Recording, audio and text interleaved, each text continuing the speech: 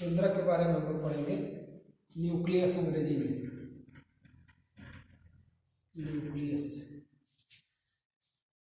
केंद्रक जो है कोशिका के अंदर होता है। ये कोशिका है, ये केंद्रक है। इसको साइटोप्लाज्म कोशाद्रव कहते हैं।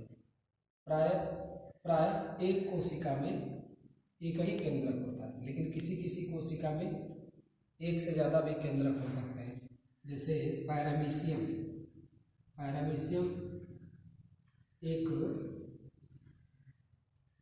एक कोशिका वाला जीव है। पैरामीशियम ऐसे दिखता है। ये एक कोशिका ही है, लेकिन इसके अंदर दो केंद्रक होता है। पैरामीशियम के अंदर दो केंद्रक, एक बड़ा केंद्रक, एक छोटा केंद्रक। तो एक कोशिका में वैसे एक ही केंद्रक होता है, किसी किसी में दो होता है। कोशिका यहाँ लिखा है, सबसे इम्पोर्टेंट बात, कोशिका की संरचना, व्यवहार और कार्य। कोशिका किस तरह की दिखेगी, उसका स्ट्रक्चर कैसा होगा, वो किस तरह का कार्य करेगी, इन सब का नियंत्रण कौन करता है? केंद्रक। केंद्रक से ही कोशिका की संरचना और व्यवहार का नियंत्रण होता है। यानी अगर एक कोशिका गोल है तो उसकी संरचना गोल कही जाएगी, तो उसके लिए जिम्मेदार कौन है? केंद्रक। और ये जो भी वर्क कर रहा है, कोशिका जो भी क्रिया कर रही है, उस सारी क्रियाओं के नियंत्रण केंद्रक का होता है। और एक्चुअली केंद्रक में जो गुणसूत्र या डीएनए होता है, वो क्या करता है? कोशिका की पूरी क्रियाओं का नियंत्रण करता है। इसलिए कोशिका की संरचना, व्यवहार और कार्य का नियंत्रण कौन करता है? केंद्रक या डीएनए। एक और बात, केंद्रक को सेल विद इन सेल भी कहा जाता है। सेल विद इन सेल का मतलब सेल के अंदर सेल। सेल के अंदर सेल किसको कहा जाता है? केंद्रक, न्यूक्लियस को। कल हम लोग पढ़े भी थे, केंद्रक जो है वो 4 भाग से मिलकर बनता है। केंद्रक के 4 भाग हैं। ये कोशिका है, ये केंद्रक है, ये उसकी केंद्रक कला है, केंद्रक कला, न्यूक्लियर मेम्ब्रेन, उसके बाद इसके अंदर केंद्रिका होती है केंद्रक के अंदर, और उसके बाद उसमें केंद्रक द्रव्य और फिर गुणसूत्र। इसके 4 भाग होते हैं, केंद्रक कला, केंद्रक द्रव्य, केंद्रिका और चौथा भाग गुणसूत्र। 4 भाग हैं इसमें। पहले केंद्रक कला को समझते हैं। केंद्रक कला, ये केंद्रक का चित्र है ये। तो केंद्रक कला कल पढ़े भी थे हम लोग कि 2 परत होती है इसमें। केंद्रक कला 2 परतों की बनी है। ये बाहरी परत है और ये अंदर वाली परत है। बीच बीच में ये छिद्र है, ठीक। केंद्रक में छिद्र होता है। ये बाहरी परत है, ये अंदर वाली परत है। जो बाहर वाली परत होती है, अब इसको यहाँ समझते हैं। ये कोशिका का चित्र है और ये केंद्रक है। तो इसका जो बाहर वाला परत है, ये किसके साथ जुड़ा होता है? कोशाद्रव के साथ।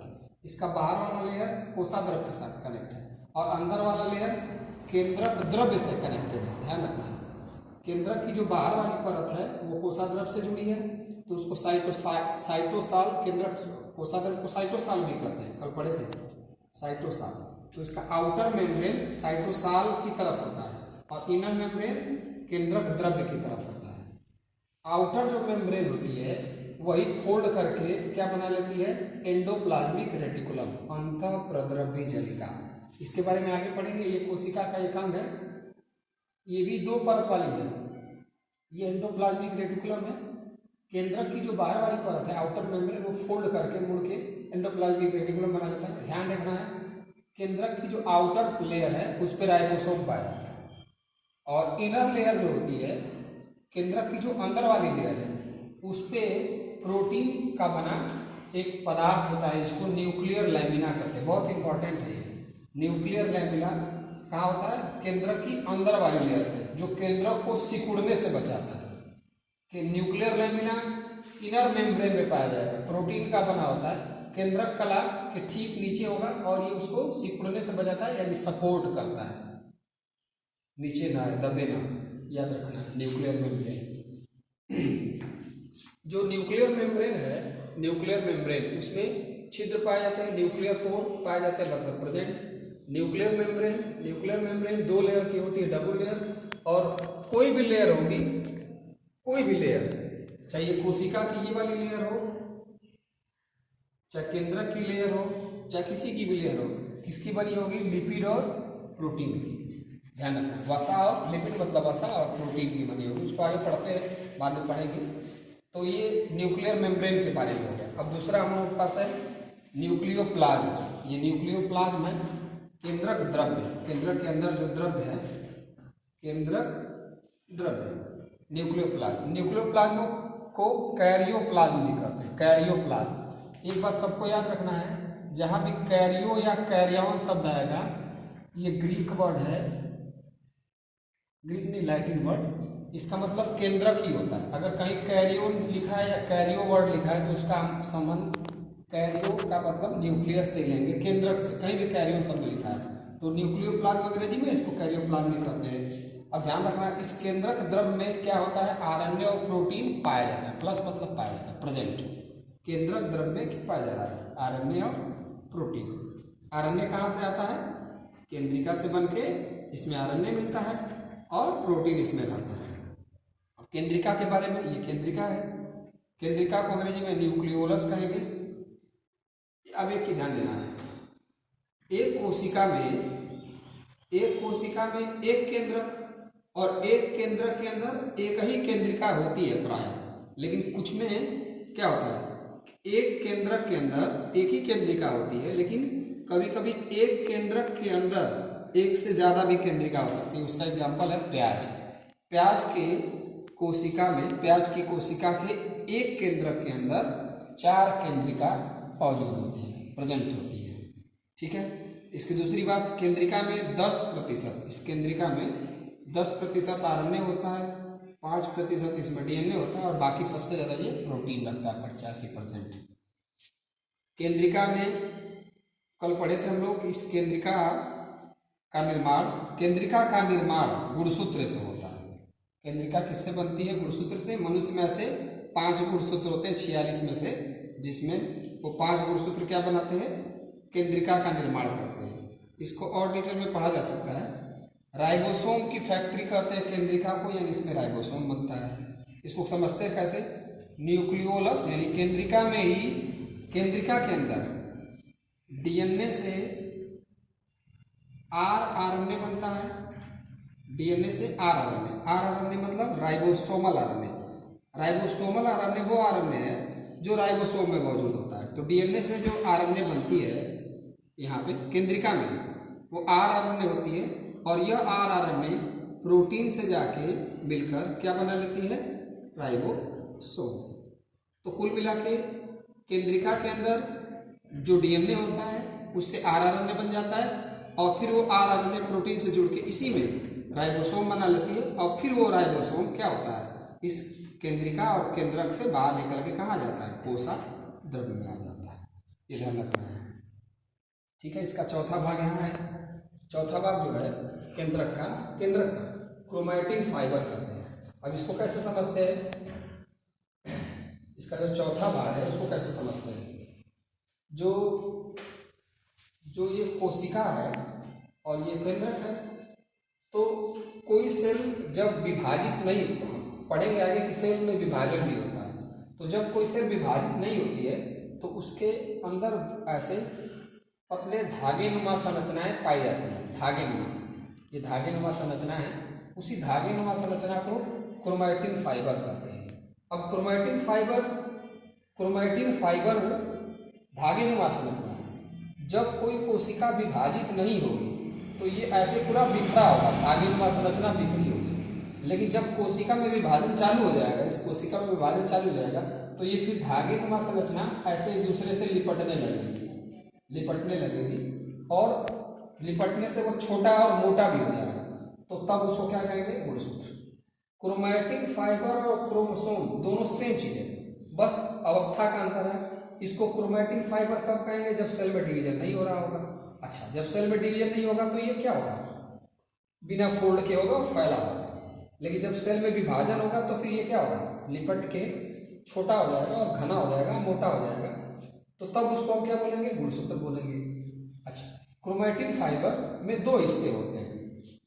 एक वो हिस्सा जो ज्यादा फोल्ड होता है, जो ज्यादा फोल्ड होता है तो ज्यादा फोल्ड होगा, ज्यादा सिकुड़ा होगा तो मोटा भी होगा, तो उसको बोलेंगे हेट्रोक्रोमैटिन, हेट्रोक्रोमैटिन। और जो हिस्सा कम फोल्ड होगा, ठीक है, और कम घना होगा उसको बोलेंगे यूक्रोमैटिन। इसमें अंतर क्या है आगे हम पढ़ेंगे भी कि जो ये गुणसूत्र है, गुणसूत्र, कुछ गुणसूत्र को अगर समझना है तो आप गुणसूत्र बस एक नाम है, एक्चुअली गुणसूत्र में डीएनए होता है, DNA, RNA, protein, histone, protein भी आगे पढ़ेंगे, यही सब मिलकर क्या बना लेते हैं, गुणसूत्र बना लेते हैं। मतलब डीएनए, अच्छा डीएनए है तो आरएनए बन जाएगा उससे, और आरएनए से फिर प्रोटीन बन जाती है। तो इंपॉर्टेंट चीज डीएनए है, गुणसूत्र में सबसे इंपॉर्टेंट चीज डीएनए, डीएनए है तो फिर उससे आरएनए बन जाएगा, प्रोटीन बन जाएगा, और ये सारे मिलकर क्या बना लेते हैं, गुणसूत्र। तो कुल मिलाकर डीएनए, आरएनए, प्रोटीन ही गुणसूत्र है, और गुणसूत्र को क्रोमैटिन फाइबर कहते हैं। तो क्रोमैटिन फाइबर, गुणसूत्र और डीएनए सब बेसिकली सेम चीज है। अब अंतर क्या है, जो क्रोमैटिन फाइबर है वो बिखरा रहता है, गुणसूत्र वही क्रोमैटिन फाइबर जब फोल्ड कर जाएगा, छोटा हो जाएगा तो उसको गुणसूत्र बोलेंगे। और गुणसूत्र क्या है, डीएनए, आरएनए और प्रोटीन का बना है।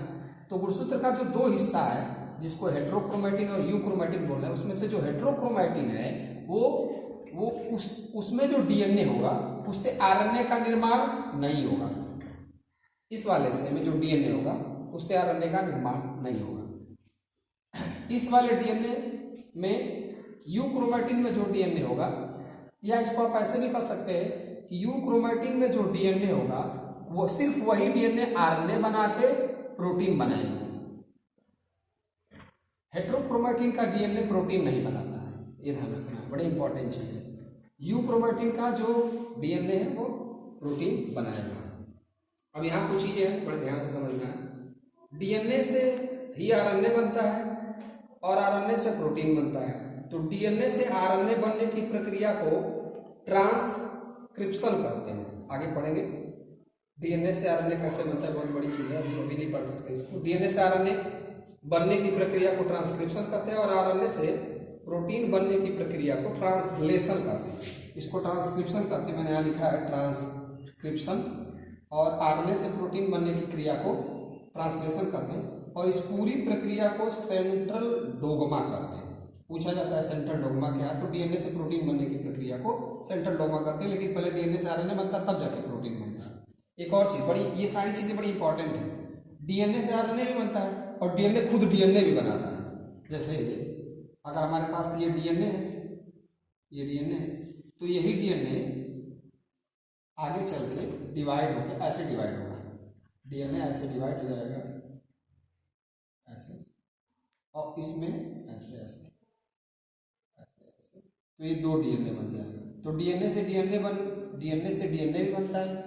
डीएनए से डीएनए बनने की जो क्रिया है उसको रेप्लिकेशन कहते हैं या डुप्लीकेशन कहते हैं। रेप्लिकेशन, डुप्लीकेशन, हिंदी में द्विगुणन कहते हैं। द्विगुणन, द्वि मतलब दो, गुणन मतलब संख्या, दो हो जाएगी। डीएनए से डीएनए, एक डीएनए से दो डीएनए बनने की प्रक्रिया को रेप्लिकेशन कहते हैं। अब यहाँ ट्यूमर वायरस, ट्यूमर वायरस में क्या होता है, आरएनए से डीएनए, जैसे यहाँ डीएनए से आरएनए बनता है, डीएनए से आरएनए बनने की प्रक्रिया को ट्रांसक्रिप्शन कहते हैं। ट्यूमर वायरस में क्या होता है, आरएनए से डीएनए बन जाता है, डीएनए से आरएनए बनने की क्रिया को ट्रांसक्रिप्शन, आरएनए से डीएनए बनने की प्रक्रिया को रिवर्स ट्रांसक्रिप्शन कहेंगे। और कुछ प्लांट वायरस, वायरस एक बड़ी इंटरेस्टिंग चीज है, मैं वायरस में थोड़ा बता देता हूँ। वायरस जो है वो प्लांट में भी पाया जाता है, एनिमल में भी पाया जाता है, ह्यूमन में भी पाया जाता है, और बैक्टीरिया में भी पाया जाता है। सारे जीवों में ये मिल जाएगा, सब में वायरस मिल जाता है, खतरनाक होता है। तो प्लांट वायरस का मतलब वह कोई वायरस जो प्लांट में पाया जाता है। तो प्लांट वायरस में क्या होगा, वायरस में आप पढ़े होंगे कभी कि डीएनए और आरएनए दोनों में से कोई एक पाया जाता है। वायरस में डीएनए और आरएनए दोनों में से कोई एक मिलता है। कोई भी वायरस हो, चाहे वो प्लांट का वायरस हो चाहे बैक्टीरिया का, मिलेगा कोई एक। तो कुछ प्लांट वायरस में क्या होता है, आरएनए से आरएनए भी बनता है। अच्छा, डीएनए से डीएनए बनने की प्रक्रिया को रेप्लिकेशन, तो आरएनए से आरएनए बनने की प्रक्रिया को भी रेप्लिकेशन कहेंगे। और अगर आरएनए से आरएनए बन रहा है फिर वो प्रोटीन बन जा रहा है तो फिर यहाँ उसको ट्रांसक्रिप्शन भी कहेंगे। ध्यान देना, आरएनए से आरएनए बनने की प्रक्रिया को रेप्लिकेशन कहेंगे, आरएनए से आरएनए और फिर वो आरएनए प्रोटीन बना रहा है, तो यहाँ ट्रांसक्रिप्शन और उसको आरएनए से प्रोटीन बनने की प्रक्रिया को ट्रांसलेशन, डीएनए से आरएनए बनने की प्रक्रिया को ट्रांसक्रिप्शन, आरएनए से प्रोटीन बनने की प्रक्रिया को ट्रांसलेशन, आरएनए से आरएनए और फिर प्रोटीन बनना, तो यहाँ भी ट्रांसक्रिप्शन और ट्रांसलेशन वर्ड यूज करेंगे। डीएनए से डीएनए बनने की प्रक्रिया को रेप्लिकेशन, और आरएनए से आरएनए बनने की प्रक्रिया को भी रेप्लिकेशन। अगर आरएनए से आरएनए भी बन जा रहा है तो उसको रेप्लिकेशन कहेंगे। अब यहाँ थोड़ा न्यूक्लिक अम्ल के बारे में सोचते हैं। न्यूक्लिक अम्ल, अब न्यूक्लिक अम्ल क्या है? डीएनए, जो डीएनए है और जो आरएनए है, इसका अगर आप पूरा नाम लेंगे डीऑक्सीराइबोन्यूक्लिक अम्ल, राइबोन्यूक्लिक अम्ल, तो डीएनए और आरएनए ही न्यूक्लिक अम्ल है। पहले जो कंफ्यूजन है इसको दूर करते हैं। न्यूक्लिक अम्ल का मतलब, न्यूक्लिक अम्ल डीएनए को भी कह सकते हैं, आरएनए को। डीएनए भी न्यूक्लिक अम्ल है, आरएनए भी न्यूक्लिक अम्ल है। तो न्यूक्लिक अम्ल का मतलब होता है डीएनए और आरएनए। इसको सबसे पहले, ये वैज्ञानिक का नाम है फ्रेडरिक मिस्चर, इसने खोजा था। कैसे खोजा था? पस सेल। पस सेल का मतलब जहाँ मवाज होता है, जहाँ पे चोट लग जाती है, उसको पस सेल बोलते हैं, पस सेल। तो पस सेल में जहाँ भी ब्लड आ जाएगा तो ब्लड में क्या होगा? RBC, WBC. तो फ्रेडरिक मिस्चर ने क्या किया? डब्ल्यूबीसी से पस सेल, भाई सेल है ना, तो सेल, जब सेल है, आरबीसी और डब्ल्यूबीसी भी खुद सेल होता है। आरबीसी भी कोशिका होती है, डब्ल्यूबीसी भी कोशिका होती है। तो यहाँ पस सेल का मतलब डब्ल्यूबीसी से, डब्ल्यूबीसी भी कोशिका होती है, ब्लड की कोशिका, सफेद वाली कोशिका। तो उसी कोशिका के केंद्रक में, डब्ल्यूबीसी क्या है? कोशिका है, तो उसके केंद्रक से फ्रेडरिक मिस्चर ने एक पदार्थ निकाला। पता है सबको कि केंद्रक में क्या पाया जाता है? DNA, RNA. तो फ्रेडरिक मिस्चर ने केंद्रक से डीएनए, आरएनए को निकाला और नाम दिया न्यूक्लिन। ठीक है। बाद में एक वैज्ञानिक आया अल्टमान, इन्होंने उसको जब एग्जाम परीक्षण किया तो ये अम्ल निकला, तो उसको न्यूक्लिक अम्ल बोल दिया। डीएनए, आरएनए क्या है? Nucleic acid. अगर कोई पूछेगा डीएनए, आरएनए क्या है, तो ये एसिड है, क्योंकि इसके नाम में ही डीऑक्सीराइबोन्यूक्लिक एसिड, आरएनए, राइबोन्यूक्लिक। तो अल्टमान ने क्या किया? इसको न्यूक्लिक एसिड नाम दे दिया, क्योंकि तो एसिड था। न्यूक्लिन नाम दिया था फ्रेडरिक मिस्चर ने, उसने ही खोजा, लेकिन अल्टमान ने उसका नाम दे दिया जो हम जानते हैं न्यूक्लिक एसिड। अब डीएनए के बारे में थोड़ा सा जानते हैं। डीएनए एक पॉलीमर है। पॉलीमर जानते होंगे आप लोग, कोई भी चीज, कोई भी वस्तु जो एक ही तरह की चीजों से बनी हो। जैसे मान लीजिए ये सारी चीजें एक ही तरह की हैं और ये सारा मिल जाए तो ये पॉलीमर कहलाएगा। ये पूरी संरचना पॉलीमर कहलाएगी, क्योंकि ये बना तो है एक ही तरह की चीजों से, और इसकी हर एक छोटी छोटी इकाई को क्या बोलेंगे? मोनोमर। पॉलीमर का मतलब जो एक ही तरह की चीजों से बना है, और जो एक ही तरह की उसमें एक एक चीज है उसको क्या बोला जाएगा? मोनोमर। तो डीएनए, अगर डीएनए को समझना है तो इसका मतलब डीएनए में भी क्या होगा? एक ही तरह की चीज बार बार होगी, तभी तो डीएनए को पॉलीमर बोला जा रहा है। एक ही तरह की चीज बार बार जुड़ने से क्या बन जाएगा? डीएनए। तो उसकी एक ही तरह की चीज क्या होती है? तो उसका नाम होता है न्यूक्लियोटाइड। जैसे अगर हमको दीवार बनाना है तो उसमें एक ही तरह की चीज क्या जोड़ेंगे? ईंट जोड़ेंगे, तो उससे हमको क्या बन जाएगा? दीवार बन जाएगी। तो डीएनए हमको बनाना है तो उसमें भी एक ही तरह की चीज जुड़ी होती है बार बार, लेकिन उसकी एक ही तरह की चीज जिसको मोनोमर कहते हैं उसको कहा जाता है न्यूक्लियोटाइड। अब न्यूक्लियोटाइड क्या है ये तो हमको पता ही नहीं है। तो न्यूक्लियोटाइड क्या होता है इसको समझते हैं। न्यूक्लियोटाइड तीन चीजों से मिलकर बनता है। Nitrogenous base, nitrogenous base, nitrogen युक्त क्षार। इसका मतलब जैसे आप अमोनिया का फार्मूला जानते होंगे, अमोनिया का फार्मूला NH3। तो अमोनिया क्या है? एक क्षार है। अम्ल और क्षार यहाँ भी पढ़ नहीं रहे हम लोग। तो ये एक क्षार है और इसमें नाइट्रोजन भी है, तो ये इसको बोल सकते हैं आप नाइट्रोजन युक्त क्षार। अमोनिया, कोई भी क्षार जिसमें अगर नाइट्रोजन है, या ऐसे भी बोलते हैं अगर किसी में नाइट्रोजन है तो क्षार जरूर हो सकता है। तो नाइट्रोजन युक्त क्षार का मतलब ऐसा क्षार जिसमें नाइट्रोजन हो, तो उसको अंग्रेजी में बोलेंगे नाइट्रोजिनस बेस। बेस मतलब क्षार। तो न्यूक्लियोटाइड क्या था? एक ही तरह की चीज। डीएनए, न्यूक्लियोटाइड्स, ये न्यूक्लियोटाइड न्यूक्लियोटाइड न्यूक्लियोटाइड, कई न्यूक्लियोटाइड आपस में जुड़ते चले जाएंगे तो क्या बन जाएगा? डीएनए। तो फिर हमको समझना है न्यूक्लियोटाइड क्या है। तो तीन चीजों से बनता है। नाइट्रोजन युक्त क्षार, कोई क्षार हो जिसमें नाइट्रोजन हो, शुगर, शर्करा, कार्बोहाइड्रेट से संबंध है, और फास्फोरिक अम्ल। फास्फोरिक अम्ल H3PO4 इसका फार्मूला, जैसे वाटर का फार्मूला H2O, अमोनिया का NH3, तो इसी तरह फास्फोरिक अम्ल का फार्मूला H3PO4। ये तीनों मिलेंगे तब क्या बनेगा? न्यूक्लियोटाइड। न्यूक्लियोटाइड भी ढेर सारे, मतलब ये तीनों मिलेंगे तो न्यूक्लियोटाइड बनेगा। फिर कई न्यूक्लियोटाइड मिलेंगे तब क्या बनेगा, डीएनए बनेगा। अब इस ये क्या है, नाइट्रोजनी क्षार, क्या है यहाँ लिखा गया नाइट्रोजनी क्षार। तो ये दो तरह की होती है, प्यूरिन और पिरिमिडीन। प्यूरिन और पिरिमिडीन क्या है, नाइट्रोजनी क्षार के दो प्रकार है। प्यूरिन भी दो प्रकार की होती है, एडेनिन ग्वानिन, इसको आगे अच्छे से पढ़ेंगे, एडेनिन ग्वानिन। पिरिमिडीन तीन तरह की होती है, साइटोसिन, थायमिन और यूरासिल। ये नाइट्रोजनी क्षार कुल मिला के दो तरह के, प्यूरिन और पिरिमिडीन। एडेनिन ध्यान देना है, बड़ा इंपॉर्टेंट है, ग्वानिन और साइटोसिन, ये तीनों जो है वो डीएनए में भी पाए जाएंगे और आरएनए में पाया जाएगा। ये वाला क्षार, ये वाला क्षार, ये वाला क्षार कॉमन होता है, डीएनए में और आरएनए में दोनों मिलेगा। इन दोनों में से कोई एक डीएनए में मिलेगा, ये वाला डीएनए में मिलेगा, और ये वाला किसमें मिलेगा, आरएनए में। ये वाला आरएनए में नहीं मिलेगा। ये तीनों डीएनए में मिलेंगे और आरएनए में, ये वाला सिर्फ डीएनए में, ये तीनों तो है ही, और ये वाला आरएनए में, ये डीएनए में नहीं मिलेगा।